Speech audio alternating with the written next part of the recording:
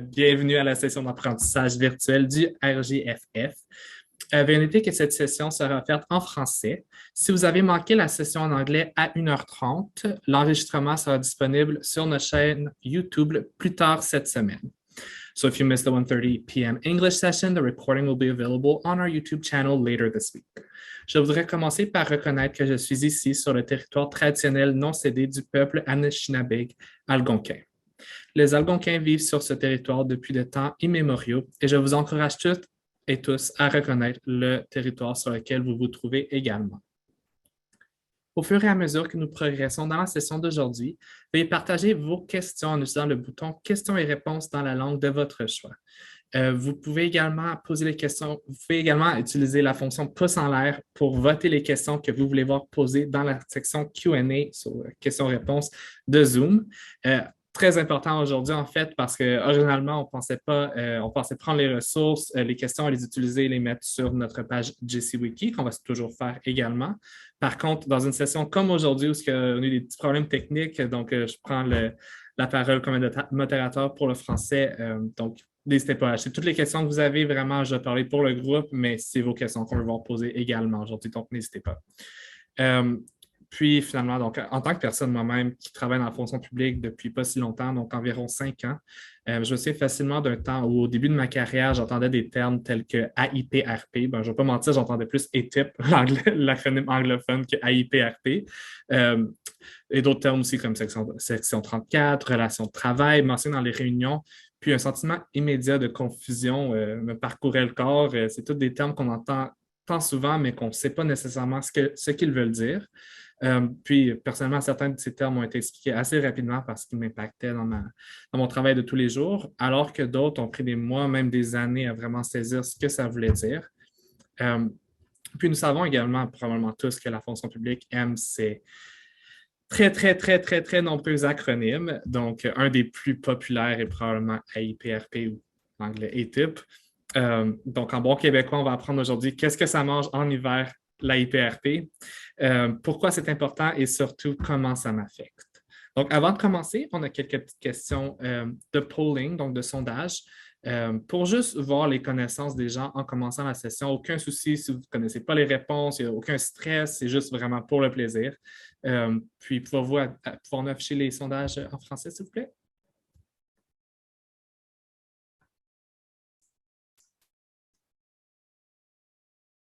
Ah, parfait. Donc, la première question est, savez-vous ce que l'acronyme AIPRP signifie? Oui, non, peut-être. Si vous n'êtes pas sûr, peut-être que vous le savez. Ensuite, qui peut faire une demande d'AIPRP? Est-ce que c'est seulement les gestionnaires et les personnes plus haut placées comme les directeurs, les sous-ministres associés, peu importe? Est-ce que c'est tous les fonctionnaires?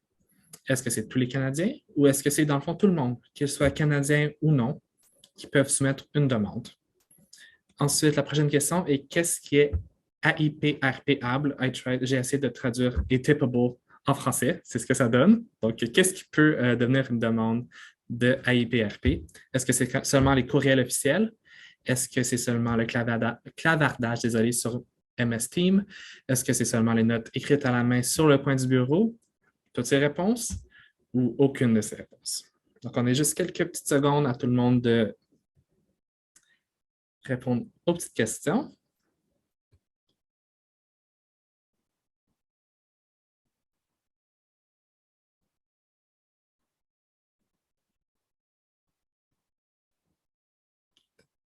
Cinq secondes. 4, 3, 2, 1. OK, on peut afficher les résultats. Parfait, merci beaucoup. Donc, en fait, il y a 50 des gens ici en ce moment qui savent ce que AIPRP signifie. En fait, les autres, c'est parfait parce que vous êtes ici pour la bonne raison. Vous allez le savoir dans les prochaines 30 minutes ce que ça veut dire. Donc, vous êtes à la bonne place. Qui peut faire une demande d'AIPRP? La majorité des gens, donc 54 des gens, pensent que c'est tous les Canadiens. On va également découvrir la réponse dans les prochaines minutes avec Angèle. Qu'est-ce qui est atypable ou AIPRPable? Donc, la plupart des gens pensent que c'est toutes ces réponses, soit tous les courriels, les clavardages, les notes sur les coins de pupitre, etc. Donc, on va savoir la réponse dans les prochaines minutes. Donc, je vais... Bonjour Angèle. C'est le temps de connaître les réponses à ces questions. Merci de nous joindre aujourd'hui pour cette session. Mon plaisir. Donc, pourquoi pas commencer avec justement les questions qui sont ici. L'acronyme AIPRP, qu'est-ce que c'est? Qu'est-ce que ça signifie? C'est accès à l'information et protection des renseignements personnels. Ça mentionne les deux lois, la loi sur l'accès à l'information ainsi que la loi sur la protection des renseignements personnels, qui donne accès à tout le monde, et non seulement les Canadiens, à des renseignements tenus par les institutions gouvernementales. Officiellement, qui peut demander, ça peut être un Canadien, un citoyen canadien, un résident permanent ou n'importe qui est présent au Canada. C'est pas nécessaire d'être un citoyen, mais il faut qu'il soit ici, qui peut demander des renseignements. Parfait. Donc, c'est un peu quelqu'un qui entend parler de quelque chose dans les médias par rapport au gouvernement, ils veulent plus d'informations, la confiance, ils ne sont pas trop sûrs, ils peuvent faire une demande également. Absolument. S'il soumet une application, que ce soit pour sa pension, que ce soit pour un passeport, il peut faire une demande pour obtenir le dossier qui est attaché. Puis là, une fois que toi, tu reçois ça sur ton bureau, qu'est-ce que tu fais avec ça? D'autres, on reçoit la demande, puis après ça, on va la lire, par ça qu'on comprend ce qu'il cherche, le demandeur, et on va aller chercher les renseignements du OPI, le BPR, excuse. En anglais, c'est Office of Primary Interest. En français, c'est le Bureau de première responsabilité. Je m'excuse. C'est un acronyme qu'on n'utilise pas souvent en français. Puis, on va vous envoyer la demande en vous demandant de rassembler les documents que tu as qui répondent à la demande, puis nous les soumettre. Si jamais tu ne comprends pas ou tu as besoin de temps additionnel ou plus de renseignements, vous avez juste à contacter votre bureau d'IPRP et on va travailler avec vous pour faire ça, qu'on est capable de répondre aux demandeurs.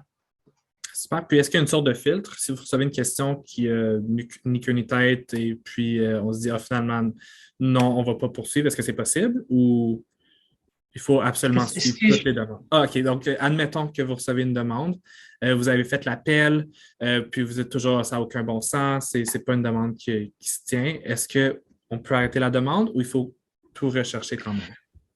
Si il y a des exigences dans la loi, si un employé qui a un montant d'expérience raisonnable est capable de sortir les renseignements, il faut le traiter. Okay. S'il n'y a aucun sens puis tu n'es pas capable de clarifier avec le demandeur, ben si on ne peut pas le traiter, on ne peut pas le traiter. Mais il faut vraiment que tous les efforts soient faits. La loi nous oblige de travailler avec les demandeurs pour les aider à écrire leur demande ou de cibler les renseignements dont ils cherchent. Parfait. Puis, dans le fond, une fois que la demande des types ou de AIPRP passe à la prochaine, là, on demande, dans le fond, l'information des gens qui auraient traité de cette information. Donc, qu'est-ce que exactement on peut demander? Les courriels, les post-it, qu'est-ce qu'on peut demander? Tout document, peu rapport le format, que ce soit tes notes manuscrites que tu as écrites au coin de ton bureau, que ce soit, ça peut être une vidéo que tu as pris, ça peut être les messages vocaux, ça n'a aucun sens. N'importe quoi, n'importe comment que c'est documenté, ça peut être demandé. OK. Puis, c'est quoi les conséquences si quelqu'un décide, oups, mes notes manuscrites sur le coin de mon bureau tombent dans la poubelle, puis on s'en rencontre? Lorsque la demande est déposée, si après ça, tu décides que non, moi, je ne donne pas, je vais les détruire au lieu de les donner, c'est contre la loi. C'est une contravention qui peut finir avec une amende de 10 000 $ ou d'une année en prison. Ça, c'est quand même assez sérieux. Lorsque tu as reçu ta demande, tu ne peux pas détruire aucun document qui répond. Ça fait beaucoup de sens. En fait, je ne voudrais pas vivre ça non plus, donc c'est bon de donner juste la question. On avait une question plutôt également avec les MS Teams. Donc, dans certaines organisations, dans la plupart des organisations, les messages suppriment après 30 jours. Est-ce que c'est conservé à quelque part ou... Je ne peux pas répondre à ça. Ça dépend de ton institution et comment est-ce que c'est établi. Si c'est retenu en quelque part, il faut le donner si c'est demandé. Si ça l'est pas, si ça n'existe pas, si ça a été détruit comme document transitoire, c'est détruit. Mais je ne peux pas dire que c'est pareil pour tout le monde. Les institutions ne sont pas toutes... c'est pas la même situation dans toutes les institutions. Mm-hmm. Puis, dans le fond, est-ce que tu as des anecdotes de situations que... Oui, il faut vraiment faire attention parce que ton équipe d'IPRP, on envoie des histoires. Quand on travaille, il faut vraiment faire sûr que tu as une bonne gestion d'information. Une bonne gestion d'information, ça va te sauver quand il y a une demande d'accès. Quand on parle d'éliminer les documents transitoires, ce qui inclut tes documents personnels, je suggère de détruire assez rapidement du réseau parce que si c'est demandé, si par exemple, Olivier, on a une demande pour tous tes courriels du 1er au 15 novembre, tous tes courriels doivent être fournis au bureau d'accès. Y inclut tes courriels que tu as envoyés pour des raisons personnelles. On a des exemptions qu'on peut protéger certains renseignements. Ça, tes renseignements personnels ne sortiraient pas au public général, mais il va falloir que tu nous les fournisses. Je peux te dire qu'on a déjà lu des histoires entre des couples qui sont en train de se divorcer, des questions de la custody, de gestion d'enfants. Oui. Je ne connais pas en français non plus, mais quand, oui, la garde de l'enfant. C'est ça, qui a la charge des enfants, puis comme des affaires que nous autres, on ne veut pas savoir plus que d'autres choses. On ne veut pas savoir ça de nos collègues. Mais c'est ça. Tout ça va être fourni à ton bureau d'accès. Vraiment, la bonne gestion de l'information, c'est clé. Je te suggère fortement d'aller voir le site web du commissariat à l'information. Là, il y a un document qui s'appelle les 9 conseils du commissariat à l'information sur la gestion des courriels. Vraiment important.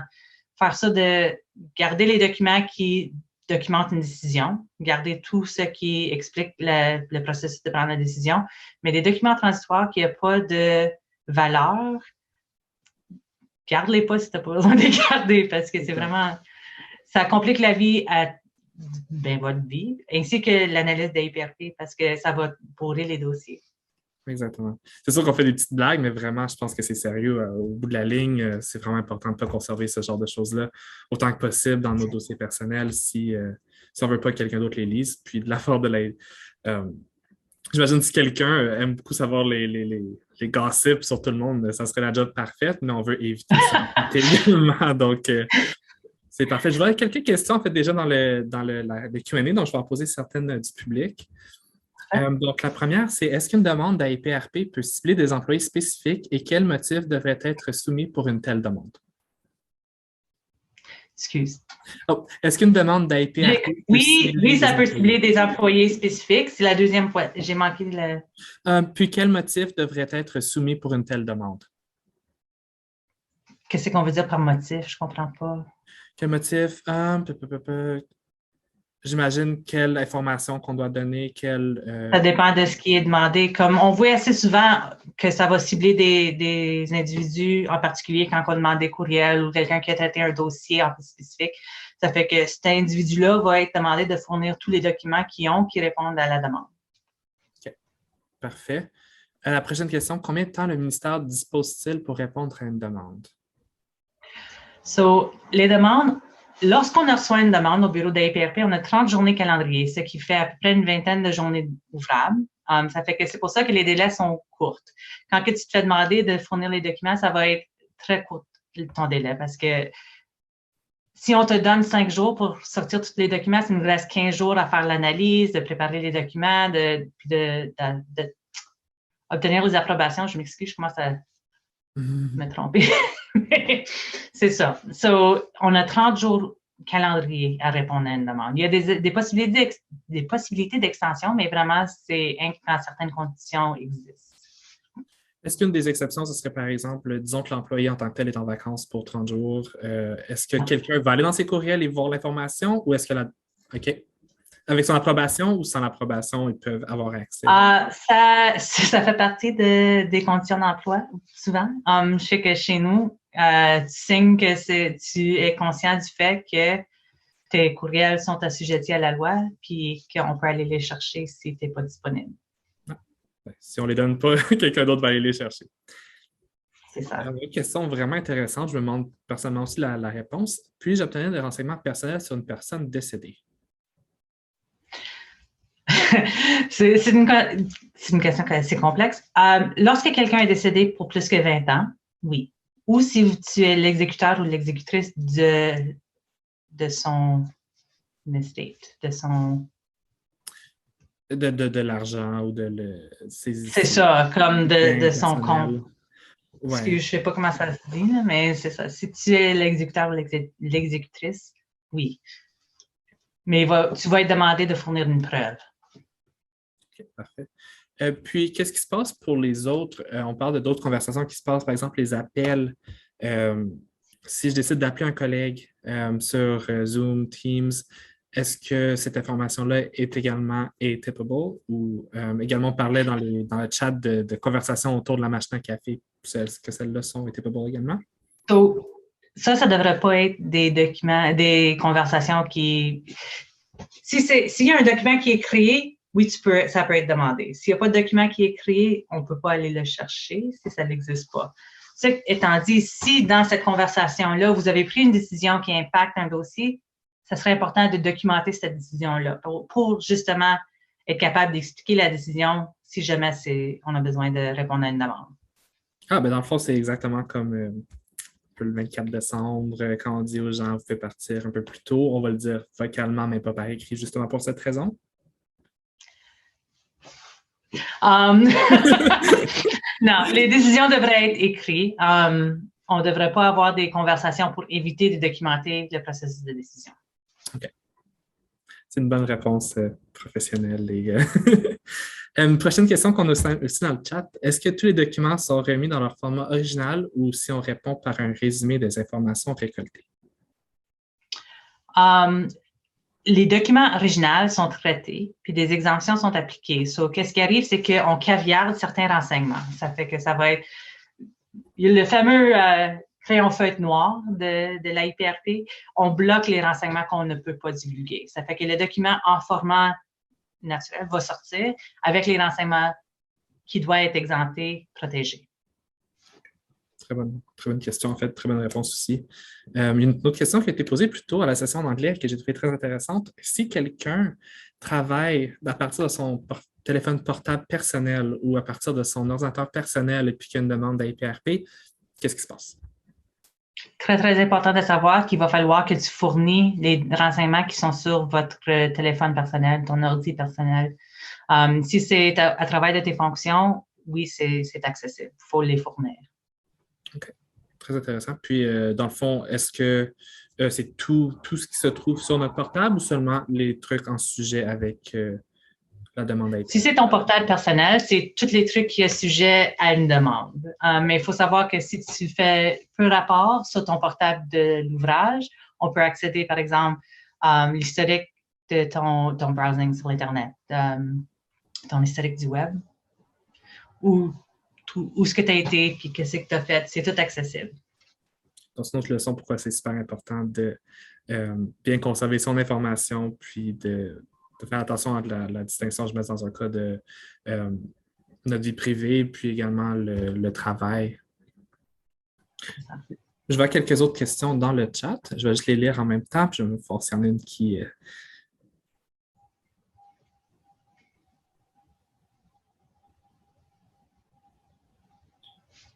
OK. Qui et comment est prise, j'imagine par qui et comment la décision est prise de cacher l'information? Ça dépend sur qui a la délégation d'autorité pour ton institution. Au commissariat à l'information, moi, j'ai une délégation qui dit que moi, je peux prendre la décision pour mon équipe de quoi qui va sortir et quoi qui ne sortira pas.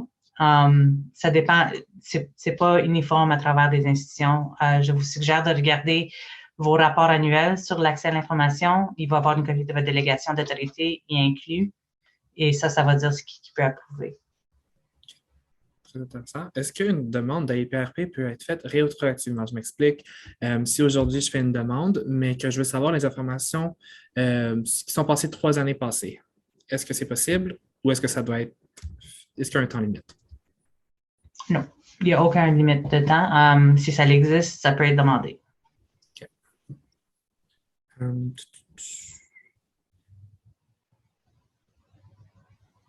On a déjà parlé des conséquences. Je vais juste retourner dans mes questions. En fait, une autre question qu'on a posée plus tôt. Combien de demandes à IPRP sont faites par année en moyenne? C'est quelque chose qui est très, très utilisé par le public. La dernière année pour laquelle nous avons les statistiques, comme c'est là, c'est 2021. Et cette année-là, il y a eu 145 962 demandes d'accès, ainsi que 74 492 demandes de renseignements personnels. So, c'est une charge de travail. C'est très intéressant. Puis en fait, je pense que je faisais mes recherches hier aussi un petit peu, puis c'est vraiment, il y a des ministères qui sont beaucoup plus populaires, n'est-ce pas, dans les demandes d'IPRP que d'autres ministères. C'est quel ministère, ceux-là? Le ministère de l'Immigration est vraiment celui qui est le plus populaire. Je veux dire, sur le 145, je pense 110 ont été reçus par IRCC. Je ne connais pas l'acronyme en français, je m'excuse. Ouais, non, je ne connais pas l'acronyme en français. Réfugiés, immigration, c'est quelque ça. chose comme ça. Immigration citoyenneté. Eux autres, il y en a, ouais, c'est la grande majorité frappent leur département, souvent des demandes pour des dossiers d'immigration, justement. Ça fait du sens. Puis je pense qu'il y avait aussi TVS, le secrétaire du Conseil du Trésor, qui est également très populaire, je pense, pour les demandes. Puis probablement. Oui, si tu regardes au site web du commissariat à l'information, ça va te donner les top 20, les 20 plus populaires. Ça va te montrer la liste. Les grands ministères se font pas mal tous ciblés pour des raisons différentes. Santé Canada, comme c'est là, très, très populaire depuis la COVID. So, ça dépend des circonstances. C'est jamais fixe. Ça change d'année en année. Dans le fond, ça serait quoi peut-être les 3 trucs principaux que tu pourrais donner à quelqu'un qui veut, pour quelqu'un une demande, si jamais une demande des types ou de IPRP est faite auprès de la personne, c'est quoi les 3 trucs d'être prêt à répondre à cette demande-là? Garder tes renseignements dans une façon qui est facile à chercher. Garder la manière dont tu écris, professionnelle, factuelle, et travailler avec votre équipe d'IPRP. N'hésitez pas à les appeler si tu as des questions, si tu n'es pas certain comment procéder, appelle-les, on aime ça. Parfait. Merci beaucoup.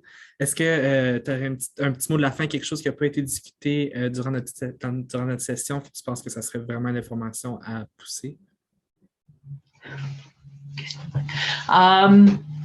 Je dirais vraiment de garder en tête que c'est très important que le public soit capable d'accéder à des renseignements du gouvernement. Ça l'aide à tenir le gouvernement comptable, mais aussi d'avoir de la confiance dans leur gouvernement. S'ils peuvent savoir comment est-ce que des décisions sont faites, sont plus aptes à croire qu'on travaille pour eux, qu'on fait notre mieux pour les aider. C'est un très bon point. Justement, la raison à la base, c'est la transparence du gouvernement du Canada. C'est une des valeurs principales. Puis, dans le fond, la IPRP est en réaction à cette transparence. Puis, je pense qu'une autre chose que j'ai personnellement tiré de cette session, c'est que la gestion de l'information et la IPRP, c'est vraiment hand in hand, comme on dirait en anglais. Absolument. Très lié. Merci. C'est critique. Oui, c'est extrêmement critique. Merci beaucoup, Angèle. Pour les gens qui avaient des questions, je crois que j'ai répondu à la majorité. S'il y a d'autres questions qui s'ajoutent, n'hésitez pas à les ajouter dans la section Q&A ou n'hésitez pas non plus de nous rejoindre à FIN, RGFF, puis on va trouver les réponses et les publier comme ressources. Merci beaucoup encore une fois, Angèle. Merci également à Jen McDougall qui s'est occupée de la modération en anglais et de Chloé Ambers qui s'est occupée de la modération avec des petits problèmes techniques. Puis on a fait le mieux qu'on pouvait après ça, donc j'espère que vous avez apprécié la session.